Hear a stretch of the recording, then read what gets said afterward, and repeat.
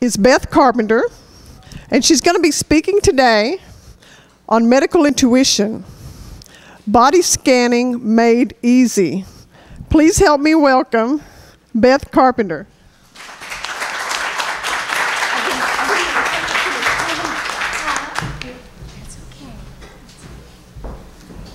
Let me see about taking this off here, just so I have a little bit more movement. I'm glad to see all y'all here.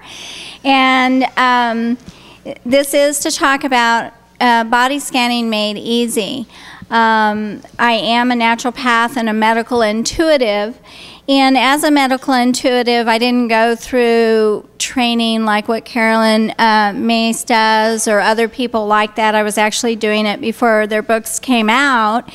And it was something that I realized that I developed totally on my own. I was going through a very serious cancer experience, and through that process is when my medical intuitive / body scanning, I like to call it body scanning, was developed.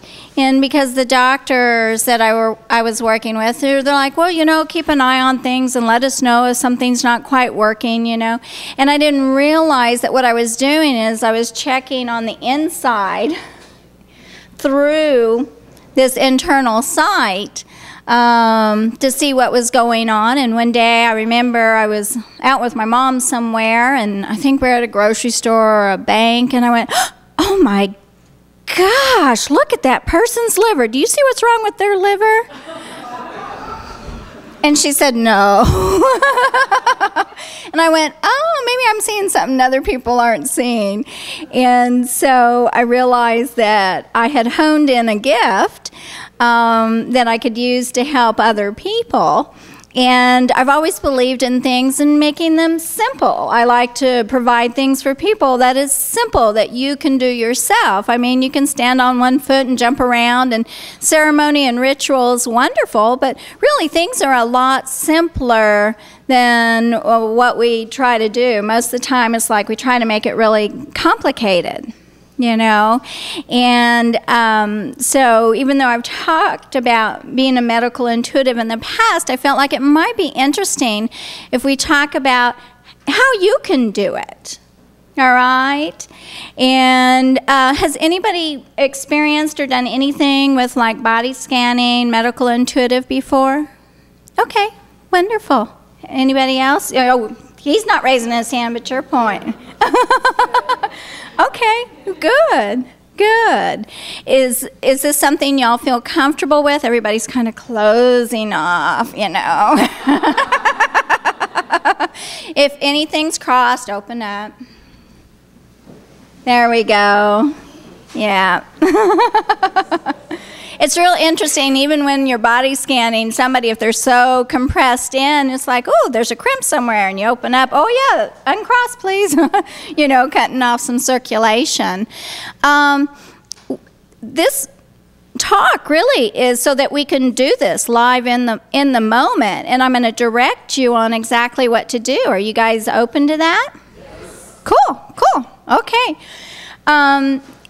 And it doesn't matter whether you think you're right or wrong. Please don't judge yourself. That's not what this is about, okay? It's just about doing, and through experience and doing it repeatedly, you get better, okay? So take some deep breaths in and out. Just get yourself relaxed. You're in this room on this beautiful day. Just allow yourself to relax. You don't worry about anything else. Not about needing an oil change or needing to go eat. Doesn't matter.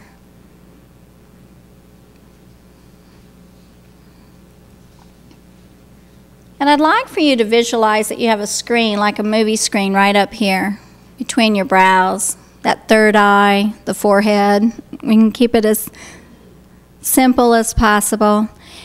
And it's actually easier for people, especially in the beginning, to body scan with their eyes closed than open. With their open, you can get really distracted.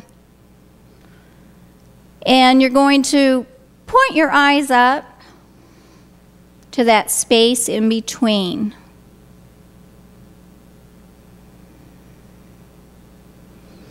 I like to scan from the head down. Some people like to scan from the feet up.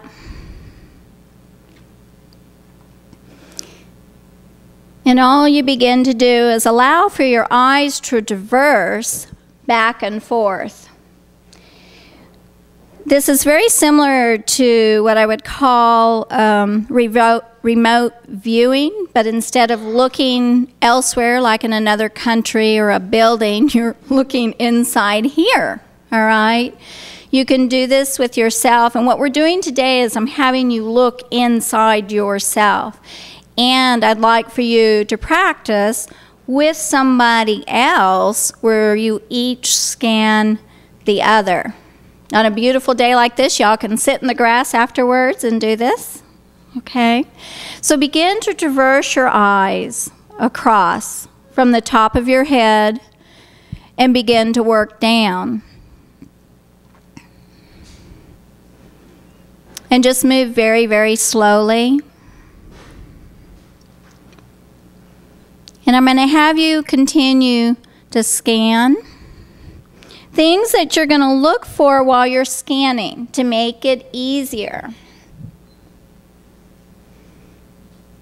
Shadowing. The density of the shadowing. Is it just a light haze or is it dark? And if you go to look and you're going, well, everything's dark in there.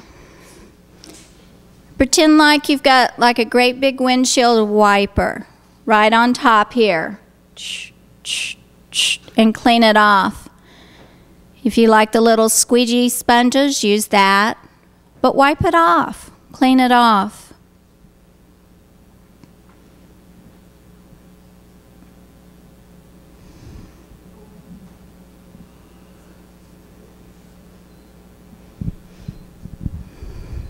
And as you're scanning and you're looking at shadowing and density, look at color. Is there color? Is the color clear? Or is it murky?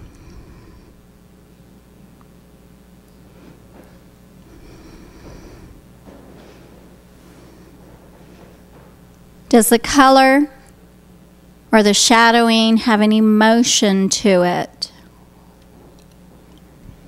Maybe when you're scanning an area, there may be an area that might be crying or screaming or confused.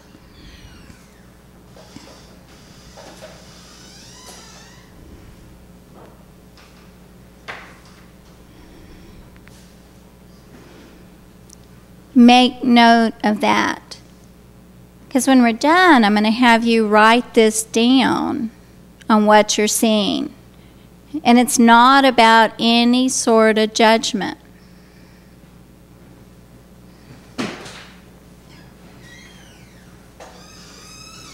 As you're scanning through your body, are there any empty compartments? Anytime somebody's had some sort of surgery, it's real interesting because I'll scan their body and I'm like, oops, this spot's empty. Do you have something removed? And oftentimes they have. Occasionally it's been a precursor to a surgery, though, where something's about to be removed.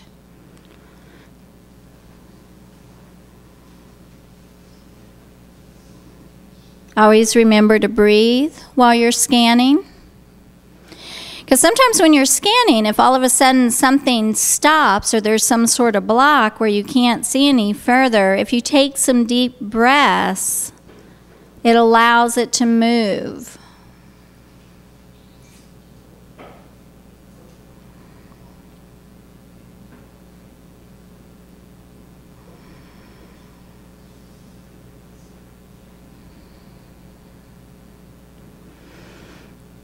Where you're at right now, if you have scanned from head to toe, just raise your hand. Don't say anything, but just raise your hand.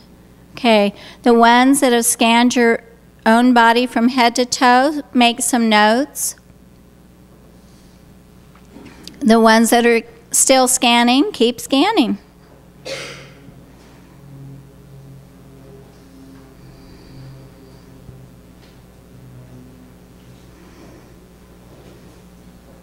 Don't worry about finding solutions at this time.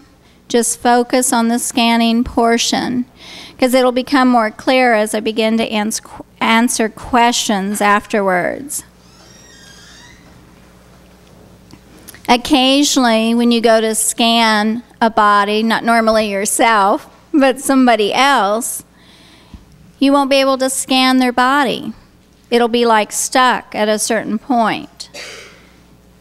So you look at that block, or sometimes there will actually be a person. I remember scanning this person one time, and I went to scan him, and I said, "Whoops, excuse me, did your mother just die?" And he said, "Yes." I said, "Well, she doesn't want me to look at your body. What's her name?"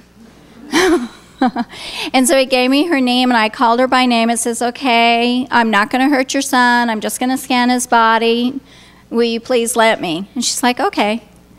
You know, but she was protecting her son, even though he was all grown up, from the other side. So, how many more people have finished scanning? Raise your hands. Okay. Go ahead and make some notes.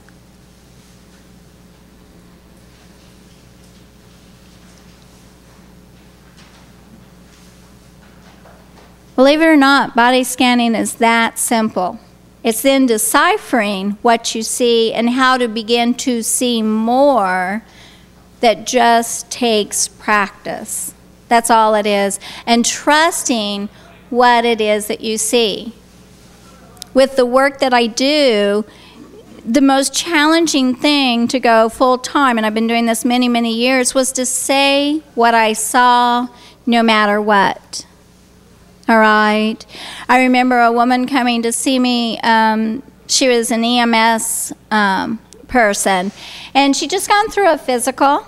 You know, she got a clean bill of health, and I told her, I said, "I'm glad you got a clean bill of health, and I'm seeing this activity going on in your breast. Will you please consider doing some things to ensure that this does not take any further direction of cancer in your body?" And she actually discarded it. She thought I was just, you know, off my rocker, being flighty or whatever. You know, sometimes people think what you see, oh, they're off on that one.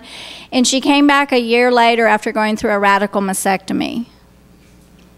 Okay, so things show up before the person may be aware of it. And it's good not to be frightened of it, but to take some sort of action. Always come from the place of gratitude and grace in what it is that you're doing. Not to create a fearful situation with a person. Just really come from heart to heart.